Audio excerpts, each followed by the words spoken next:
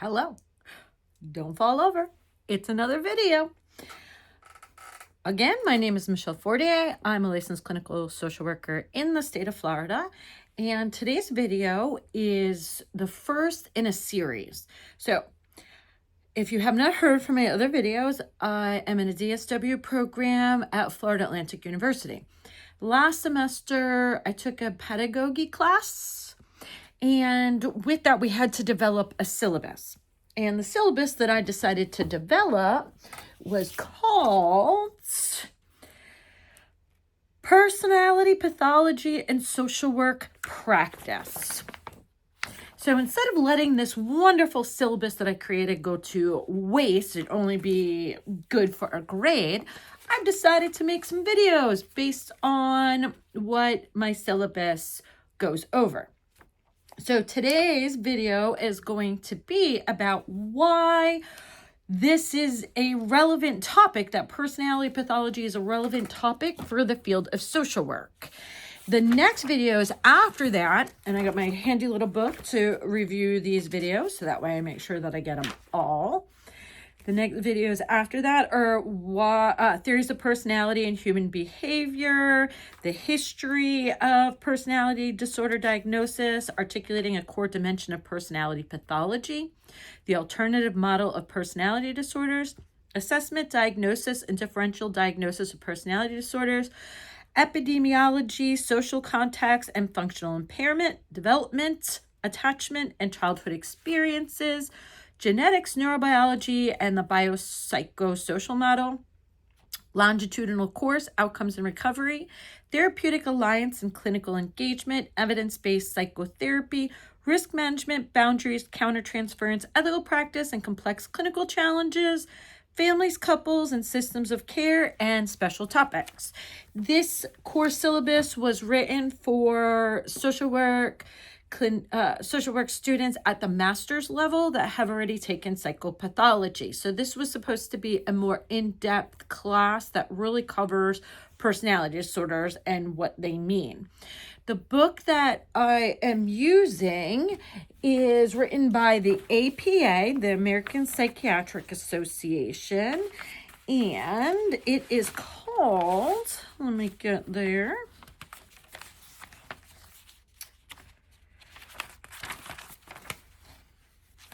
It is called the American Psychiatric Association Publishing Textbook of Personality Disorders, the 3rd edition. I'm going to put a link to it in the description box below in case you want to get a hold of it. I am going to be going over that book in greater detail. Also, underneath each week on the syllabus, which I'm also going to be posting in the description, a link to it. It has different articles that I found interesting, relevant, or pertinent to the topic that you can reference that I'm going to talk about. If there's any questions or any topics that you would like more information about, please put in the chat on the different classes. I don't know how to call this. And the reason that I'm doing these videos is, number one, for me to go through this information, see what flows, what doesn't flow. Number two, to give more information to social workers and other clinicians. I think that personality disorders and their underdiagnosis or misdiagnosis causes an immense amount of suffering and problems that really don't need to be here if we are picking them up, treating them, understanding what they are and how to interact with them more effectively. I feel like this is something that really truly negatively impacts the way that the world works. I often have the thought that people don't really appreciate the role of personality disorders in dysfunctional behaviors. I feel like people don't really understand what a personality disorder is and how it shows up. And in particular, I think that this lack of understanding and information from that clinicians don't have really negatively impacts the clients that we serve. And so the purpose of me doing these videos is to increase awareness, decrease social stigma, to increase hopefulness in providers that these disorders can be treated, that they do not have to run away from them, that the stigma that they have doesn't need to be there, and that we as a field can address these issues. Now, in terms of why it matters to social work, I have lots of different articles that I want to cover, and one of the first is this one article, and it's called Personality Disorder, a Disease in Disguise. And I'm going to put the link to this article in the description as well. And I really like the definition that they have of a personality disorder. And they say personality disorders can be described as the manifestation of extreme personality traits that interfere with everyday life and contribute to significant suffering, functional limitations, or both. They are common and are frequently encountered in virtually all forms of healthcare. Personality disorders are associated with an inferior quality of life, poor health, and premature mortality. The etiology of personality disorders is complex and is influenced by genetic and environmental factors. So I think that that's a really succinct definition of what a personality disorder is. And I want to make this clear, we all have personalities. About 10% of the population, their personality is turned into a personality disorder. And what we mean with a personality disorder is generally these are extreme traits that show up that impact a person's life. Sometimes they don't even realize that it's impacting their life. It's impacting everybody else in their life. And so they often don't see that they have a personality disorder. And these personality disorders, these traits are inflexible. They show up across different areas of a person's life and cause them suffering or cause the people around them suffering and causes them to have difficulties sometimes in healthcare, sometimes in school, oftentimes in relationships, with employment, with housing. And the way that personality disorders are split, and we're going to go over this because we're also moving to the alternative model of personality disorders. The former, and a lot of the literature still has cluster A, cluster B, and cluster C. We are moving away, and I'm going to go over that in a future video, and we're moving more towards the alternative model of personality disorders. But the cluster A's, they were considered more of the weird. And those are things like schizoid, those are things schizotypal. Then you have the cluster B's. I'm much more familiar with the cluster B's because that's primarily what I work with. So a lot of these videos might be more heavy on the cluster B's. And I also perceive that they cause more problems for society, which is why there tends to be more of a focus on them. And these are things like narcissistic personality disorder, antisocial personality disorder, borderline personality disorder, and a histrionic personality disorder. Then we have the cluster C's, and the cluster C's are more of your over-controlled or anxious type of personality disorders. These are things like OCPD, avoidant personality disorder, dependent personality disorder. And OCPD is the one, last I checked, and I just recently checked, that's the one that is the most prevalent. Now, why do personality disorders matter in social work and social work practice? And why is it part of our code of ethics to be able to identify and treat these individuals that suffer from these, as well as work to reduce stigma? Well, I'm going to tell you. So, personality disorders are going to show up across all the different areas that we practice in. Like I said, personality disorders are about 10% of the general population.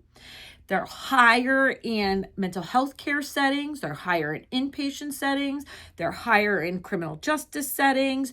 You're going to be seeing them in emergency rooms. You're going to be seeing them in the child welfare system. All the different places where social workers operate, we are going to see more of these personality disorders showing up. Another big thing is that these disorders often have a lot of stigma surrounding them. And this stigma comes from the general population. At this current time, NPD is the big boogeyman. Everybody and their mama and their daddy and their boyfriend and their ex and all this other, everybody has NPD. Everybody's narcissistic. We got to reduce that stigma. And I've seen it even where it was very unfortunate. I saw a psychologist that really advocates for BPD, where she says something really negative about MPD. And it's like, people with MPD also struggle. Like, why are we throwing them under the bus? It makes no sense to me, but that's why I'm doing these videos. There's also too, where I've seen it before, where people don't want to call BPD. They want to call it CPTSD. They want to call it everything else under the sun, because how dare you stigmatize somebody with trauma as having BPD? My thought is, I'm going to call a spade a spade. I'm going to call these behaviors the name of those behaviors. If we want to reduce stigma, it's not about getting rid of the name. It's about reducing stigma associated with the disorder. That just makes sense to me. And the whole thing about it being a trauma disorder, I'm going to go out and I'm going to say something maybe controversial. I don't think it's controversial. But most of the disorders that we see, there's some sort of trauma in their background. But we don't say, oh, look, they're not really depressed. They don't have major depressive symptoms. They have had some trauma in the background. Or, oh my goodness, they're not really bipolar. They've had some trauma in the background. Oh, they don't suffer from schizophrenia. They have trauma. So many people have trauma. It is not necessarily a cause of a disorder, especially when we're looking at personality disorders. Personality, it tends to be, the evidence shows that children, babies, are born with certain temperaments. And those temperaments can be enhanced by parenting that doesn't really meet the needs. So like if you have a baby that has more of a difficult temperament, and what I mean by that, cries, can't be consoled, just more difficult. You never know why they're crying, and just more of a negative type of interaction with its environment.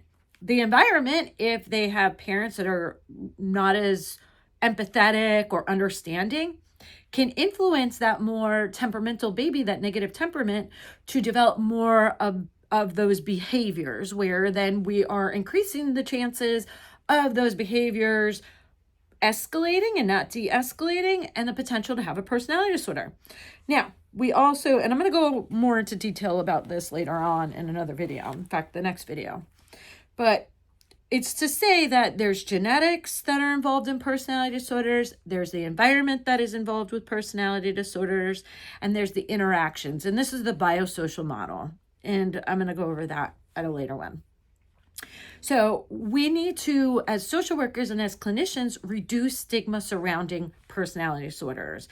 This is also a social justice issue, where we make sure that despite people's difficulties with their personalities, that we are giving them the correct care, that we are understanding the dignity and worth of every human being, that we're not throwing people away because they have a personality disorder or they're more difficult. And therapists will often talk negatively about people with personality disorders. What I find very interesting is I've had the experience of having met clinicians that they won't diagnose somebody with BPD because they don't find them aversive. So they'll meet the criteria, but they're like, I like them. I don't want to diagnose them with BPD. It's like you call a spade a spade. If they meet the criteria, they meet the criteria. Doesn't matter if you like them. Somebody gets a diagnosis because they meet criteria. And on the flip side of that, I've met clinicians that they don't like somebody. They don't like some of their behaviors, and that client might not meet all the criteria for a disorder, and yet that clinician will give them that diagnosis because of their not liking them and them hitting some of the criteria for that diagnosis. So clinicians are just as guilty.